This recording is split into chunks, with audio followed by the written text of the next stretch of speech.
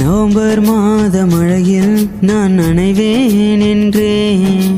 எனக்கும் கூட நனைதல் மிக பிடிக்கும் என்றாய். மொட்டை மாடி நிலவில் நான் குளிப்பேன் என்றேன். எனக்கும் அந்த குளியல் மிக பிடிக்கும் என்றாய். சுகமான குரல் யார் என்றால் சுசிலாவின் குரல் என்பேன். எனக்கும் அந்த குரலில் ஏதோ மயக்கம் என நீ சொன்னாய். கண்கள் மூடிய புத்தர் சிலை என் கனவில் வருவது பிடிக்கும் என்றேன்.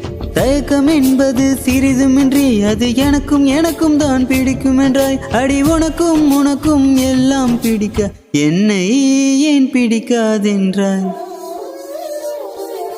கவிதை பாடின கண்கள், காதல் பேசின கைகள், கடைசியில் எல்லாம் பொய்கள். என் பிஞ்சு நெஞ்சு தாங்க